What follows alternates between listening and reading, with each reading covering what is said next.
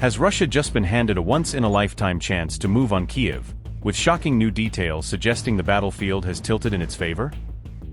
Is Russia now seeing its biggest opening since 2022, while Zelensky is left begging NATO for help as the pressure keeps building?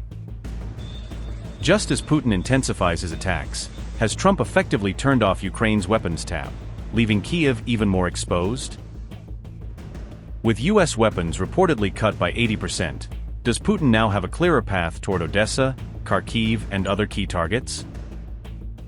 The flow of US weapons to Ukraine has slowed dramatically, as Trump's second term begins to fundamentally reshape Washington's approach to supporting the war effort. At the start of 2026, US arms deliveries to Ukraine dropped sharply, according to findings highlighted in a SIG-OAR report submitted to lawmakers. Monthly US military deliveries have fallen by nearly 80% compared to the levels consistently maintained during the Biden administration. This calculation is based on detailed data presented in a formal report submitted to the US Congress by the Special Inspector General overseeing the program. Between March 2022 and December 2024, the United States delivered approximately $43.4 billion worth of weapons and military aid to Ukraine. During that period, the average monthly value of military deliveries to Kyiv stood at roughly $1.28 billion in sustained support.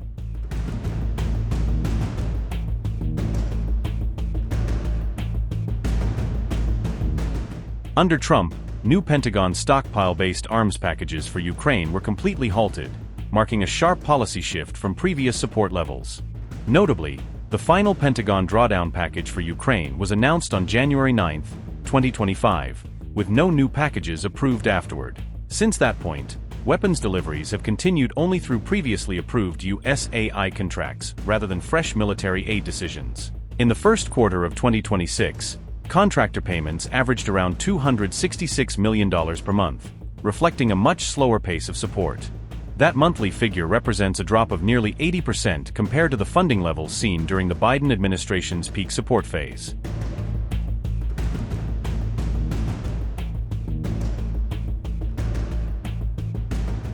NATO allies are now playing a significantly larger role in financing Ukraine's defense, according to the latest findings in the report.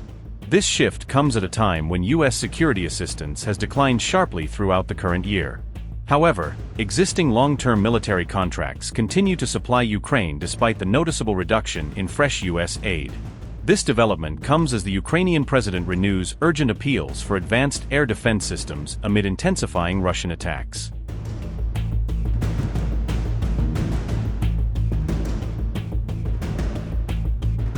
Volodymyr Zelensky renewed his plea for Western air defenses after the deadly Russian barrage, warning that Ukraine urgently needs more protection.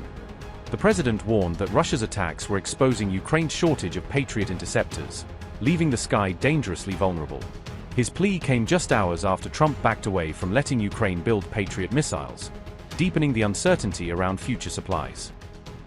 Mr. President, on Ukraine, you said the other day that you're not sure about whether to grant Ukraine the Patriot missile license that had been discussed. Do you want to see more from Zelensky before you take that action? Well, it's a big step. Look, we have the greatest weapons in the world. We have the greatest drones in the world. People don't know that. We have the greatest weaponry in the world. We have, in the case of President Zelensky, he'd like to have some Patriots. He'd like to have some Tomahawks, which are, lethal, one offensive, one defensive. But when you give somebody the right, very complex weapons, by the way. I mean, the Patriot, as an example, the other day you read that 5 missiles were shot. They were going 8,600 miles an hour. Think of it, 8,600. Now a car, if you go 60, it gets to be a little faster. If you go 100, 8,600 miles an hour. And they were big missiles. And they were shot at Jordan. And our guys were there. Bing, bing, bing, bing, bing. 5. Bing, bing, bing, bing, bing. Right? I don't want to be Biden. 6. I had to be very careful. That would have been a great soundbite. Right? There were 5 missiles, and we shot all 5 down before they got close. Nobody else has that capacity. These weapons are incredible. We have to be very careful about letting somebody build them. It's very important now. We are building many plants now to make those, and the Tomahawk missile is the most incredible thing. It can go into a doorway. You can put it through a window. of a house. Nobody's ever seen anything like it. You have to be very judicious, but you have to be very careful. Now, we have not agreed to that. We're talking about it, but it's a hard thing to give away that kind of technology. And I don't think this would ever happen, but those people that you give that technology, they can someday turn on you. That is possible. You look at war, it's happened a couple of times over the years, right? So we have to be very careful. I mean, we guard that. We have the greatest military in the world, but we have the greatest weapons in the world. Now we have to make them a little bit faster because we've given a lot away. President Biden, unfortunately, gave a lot away to Ukraine, and so did I. I mean, I gave them the javelins, the tank busters. Without the javelins, that war would have been a one-day war, would have been over. They wiped out the tanks going up to Kyiv when they got stuck in the mud. They had a general that decided to go through the mud instead of going up the highway where they were going very nicely. It would have been over, but no, I gave them the javelins. The javelins are unbelievably. We have the greatest weapons in the world. We have to be very careful about giving out the secrets to those weapons. And they're not, you can't copy them. It's a little like NVIDIA. They have a chip. They say you cannot copy it. The complexity is so great you cannot. Most things you copy. China's known for it, other countries, we do something, and I guess we copy also. But most things you can copy pretty easily. There's a chip that they made, their ultimate chip, and they always have the ultimate chip. And I say, well, why doesn't somebody copy it? Because they can't, the complexity. They can't copy our weapons. We have the greatest weapons in the world, many of them. Those are just 2 or 3 that I mentioned, but you cannot copy them, so we have to be very careful. That shift marked a sharp change from Trump's NATO summit remarks supporting local production, leaving Kyiv with even more questions about Washington's next move. Zelensky warned that Patriot systems are needed here and now, not left sitting in warehouses while Russian missiles keep falling.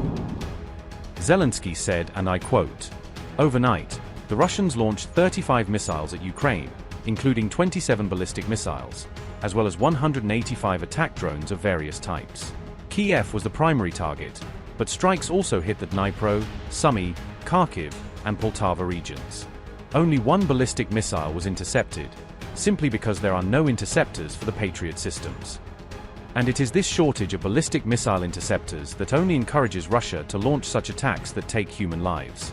It is critical that partners hear that these capabilities are needed not somewhere in stockpiles for hypothetical scenarios, but here and now, to contain and stop the Russian war in Ukraine.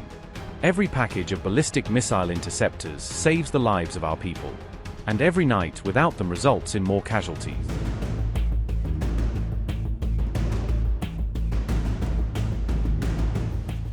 Russia launched a record number of ballistic missiles against Ukraine in July, marking a significant increase in the use of these weapons during the ongoing conflict. Moscow fired around 126 ballistic missiles during the month of July, according to the SIG-OAR project, which tracks missile activity and developments related to the war. The reported total included Iskander-M, North Korea's KN-23, and S-300/S-400 missiles used in a ground attack role, with these systems being deployed to strike targets across Ukraine. In June, Russia launched 96 ballistic missiles toward Ukraine. In May, the reported number stood at 86 ballistic missiles. April recorded 50 ballistic missile launches. In March, Russia launched 39 ballistic missiles, marking the lowest reported figure. February saw a sharp increase with 116 ballistic missiles launched. In January, Russia launched 74 ballistic missiles, beginning the year with a substantial level of missile activity. On July 30th, Russia reportedly used a KN-23 missile to strike Ukraine's Dnipropetrovsk region, marking another instance of the use of ballistic missile systems during the ongoing conflict. The strike marked the first reported use of North Korea's KN-23 missile in some time, highlighting continued attention on Russia's use of different ballistic missile platforms. The surge in ballistic missile use comes amid reported shortages of PAC-3 interceptors for Patriot air defense systems, creating additional challenges for Ukraine's ability to counter incoming threats. Ukraine had earlier reported improved success in intercepting ballistic missiles, with its air defenses achieving better results against some missile attacks. By late July, however, Ukraine's reported ballistic missile interception rate had dropped again, suggesting renewed pressure on its air defense network. This comes as Russia continues to test Kyiv's ability to defend itself through increasingly frequent missile barrages, placing further strain on Ukraine's defensive capabilities.